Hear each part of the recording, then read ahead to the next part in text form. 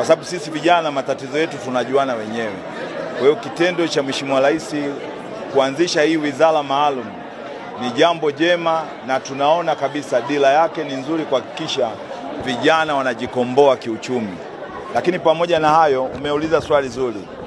Mimi ni miongoni mwa vijana ambayo ninategemea kuona vijana wenzangu wakifanikiwa, na kwa sababu Mheshimiwa Rais amewaamini vijana na asilimia zaidi ya 50 ya wabunge ni vijana, nilisema na mimi ni lazima nisaidiane na vijana wenzangu.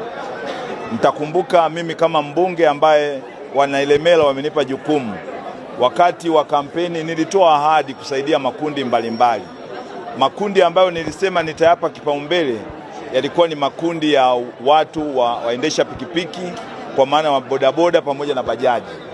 Lakini eneo jingine lilikuwa ni eneo la kuwasaidia wanawake ambao ni wajasiriamali, wale wadogo wadogo kabisa ambao taasisi za kifedha kidogo zimewaacha.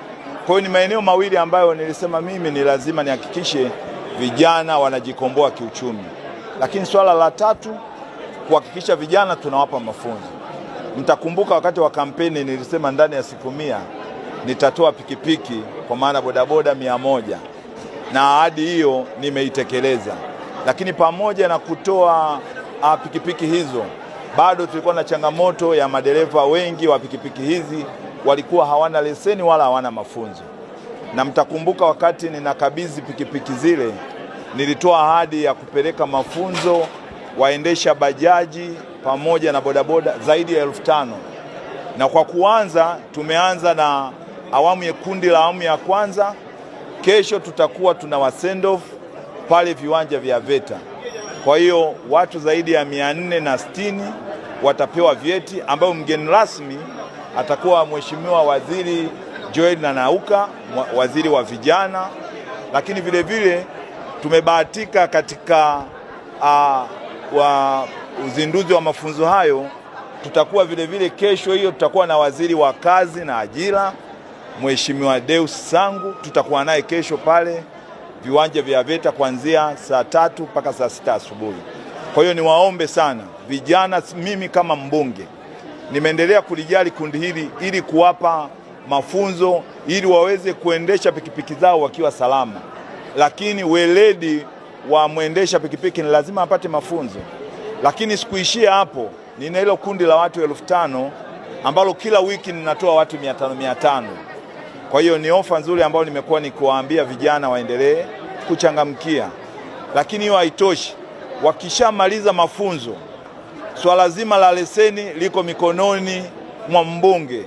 Kwa hiyo vijana wote ambao wamepata mafunzo au watakaopata mafunzo zaidi ya 5,000 watapatiwa leseni na watakuwa wanalipa kidogo kidogo. Kwa hiyo vijana wachangamkie fursa. Mimi kama mbunge wao nipo kuhakikisha tunawawezesha kiuchumi ili waweze kuongeza kipato chao. Lakini vile vile mtakumbuka Mheshimiwa Rais alielekeza halmashauri zote na manispaa kuanzisha makongani ya vijana. Na mimi katika bajeti iliyopita ya halmashauri tumesema ni lazima halmashauri itenge maeneo kwa ajili ya kongani za vijana katika fani mbalimbali ili waweze kujiajiri. Lakini sijaishia hapo, nina mkakati wa kuwapa ujuzi. Tuna wale wanafunzi wa kidato cha 4 ambao hawakufanikiwa kuchaguliwa. Tuna mpango nao mkakati kuanzia mwezi ujao. Sisi kama viongozi tutawatambua, tuwajue, tuwape elimu ya ufundi, tuwape elimu ya ujasiriamali, tuwape mitaji ili waweze kujiajiri.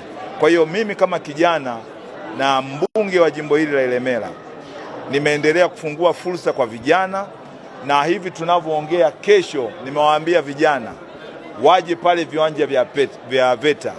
Tuna surprise kubwa ambapo kwa kuwagusia tu kidogo tu tutakuwa na mradi wa pikipiki zaidi ya 5,000 za umeme.